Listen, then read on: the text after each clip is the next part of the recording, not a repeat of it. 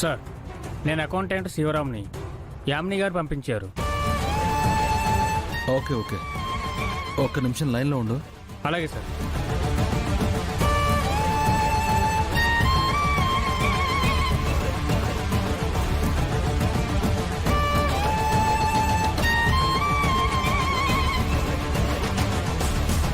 Correct టైంకి వచ్చావు, లోపలికి వచ్చాయి. Okay sir.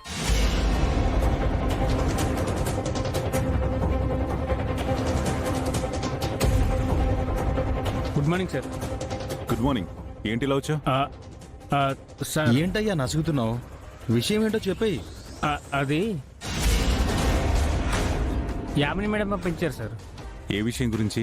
అదే సార్, ఈ రోజు నుంచి మీ అకౌంట్స్ చూసుకోవద్దు, మీకు హ్యాండ్ ఓవర్ చేయమని చెప్పారు సార్. నా అకౌంట్స్ అన్ని నువ్వే చూస్తున్నావు కదా? అదే సార్, నేనే చూస్తున్నాను, కానీ ఇక్కడ నుంచి చూడొద్దు అని చెప్పారు. మీ అకౌంట్స్ చూస్తే ఆవిడ అకౌంట్స్ చూడకుండా నా క్లయింట్స్ లైసెన్స్ని క్యాన్సిల్ చేస్తానని బెదిరించారు సార్. ఏంటయ్యా, ఏదో మా ఇంట్లో గొడవలు జరిగినంత మాత్రాన అలా ఎలా అకౌంట్స్ చూడకుండా వదిలేస్తావు? అసలు నువ్వు ఏమనుకుంటున్నావు? ఆవిడేనా నీ క్లయింట్? మేం క్లయింట్లు కదా? మేం శాలరీ ఇవ్వట్లేదా? కార్తీక్, నువ్వు ఆగు. ఇప్పుడున్న పరిస్థితుల్లో ఆవిడ అలాగే బిహేవ్ చేస్తుంది. అయినా తనని తప్పుపట్టడానికి ఏముంది? తన కూతురు విషయంలో జరిగిన దానికి మన మీద తన కోపంగా ఉంది. ఇప్పుడు దాని మీద గొడవ పెట్టుకునే పరిస్థితుల్లో మనం లేం.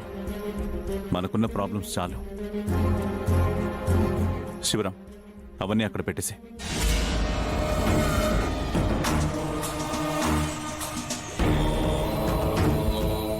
సార్, అన్నీ ఒకసారి చెక్ చేసుకోండి సార్.